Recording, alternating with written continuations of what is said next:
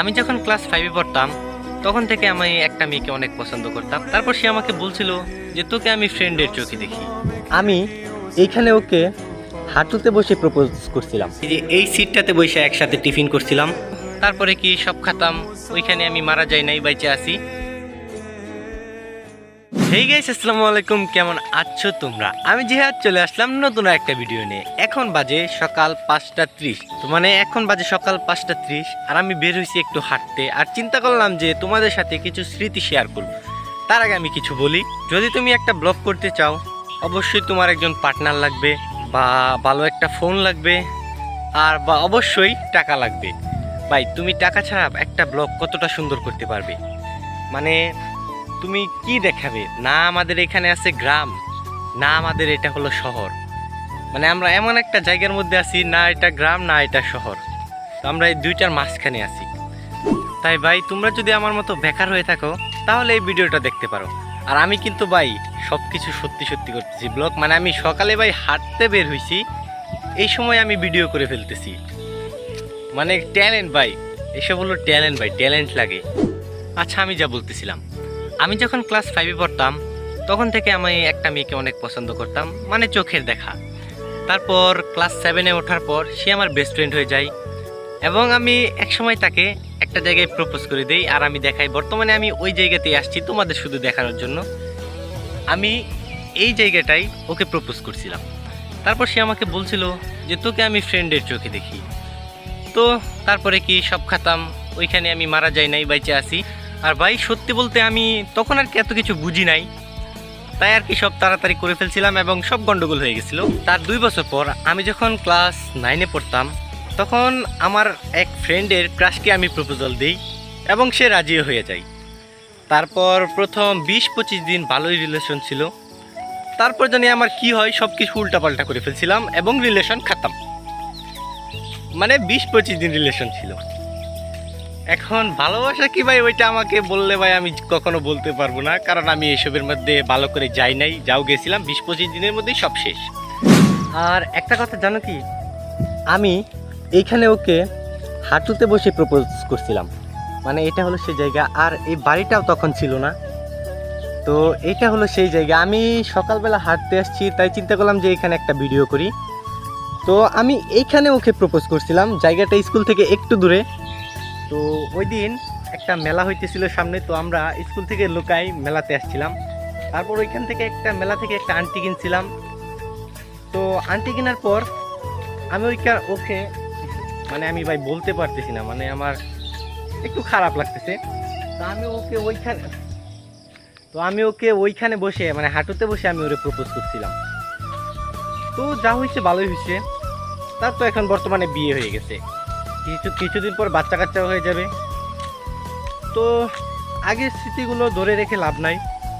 সবাই বর্তমান আর ভবিষ্যৎ নিয়ে চিন্তা করা দরকার।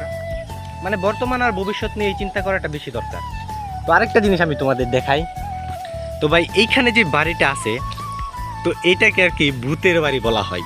তো গাইস, তোমরা যদি একদিন চাও তাহলে আমি এই ভূতের বাড়িটার একদিন রিভিউ করে দেব। একা আসবো না, লগে আরে ভাই 10-15 জন নিয়ে আসবো বন্ধুদের। তো এই বাড়িটা আমার এক বন্ধুদেরই, কিন্তু ওরা অনেক দিন আগে বাড়িটা আর কি ছেড়ে দিছে। তো তোমরা যদি চাও এই বাড়িটাও আমি একদিন রিভিউ দিব।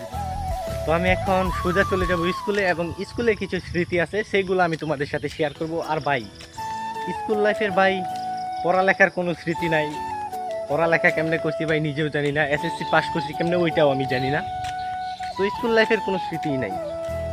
আমি গত 3 দিন ধরে টাকা জমাইতেছি, মানে আমাদের বাসায় একটা ওয়াইফাই নামানোর জন্য, কারণ আমাদের বাসায় সিমের নেট একদমই পাওয়া যায় না। তো ঈদের পরে, ঈদের সালামি দিয়া ওয়াইফাইটা নামিয়ে ফেলবো। তো তারপর আর কি ভিডিও করতে, এডিট করতে আর কি একটু সুবিধা হবে।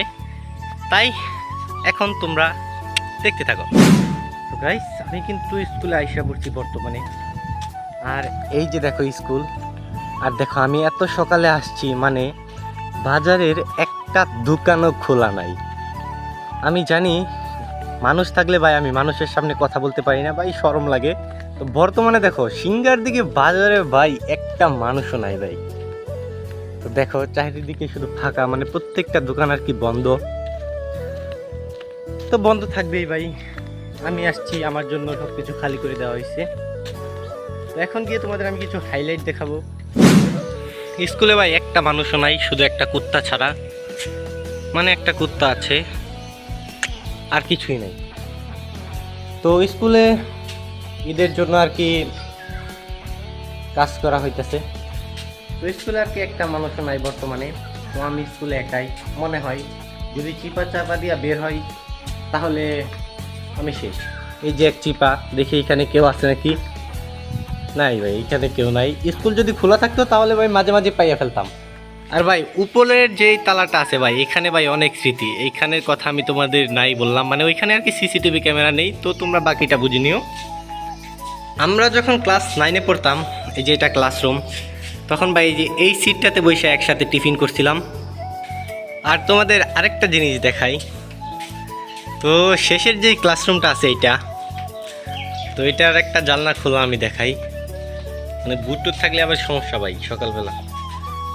তো এই ক্লাসের ভিতরে আমি ভাই দেখাবো না, আমার ভয় লাগতেছে। তো এই ক্লাসের ভিতরে ও আমাকে সর্বপ্রথম হাক করছিল। আর ভাই বেশি কিছু বলবো না, তোমরা যদি জানতে চাও তাহলে ফেসবুকে মেসেজ দিতে পারো, তোমাদের সাথে কষ্টের কাহিনী শেয়ার করব। আর ভাই হাঁটতে হাঁটতে ভাই গরম লেগে গেছে। তো কষ্টের কাহিনী জানতে চাইলে ভাই ফেসবুকে ইনবক্সে মেসেজ দিতে পারো। তো এখন বাসায় চলে যাব। আজকের ব্লগটা এই পর্যন্তই। তো ভালো লাগলে লাইক করবা, না লাগলেও লাইক করবা। তো আমি এখন যাচ্ছি বাসায়, টাটা।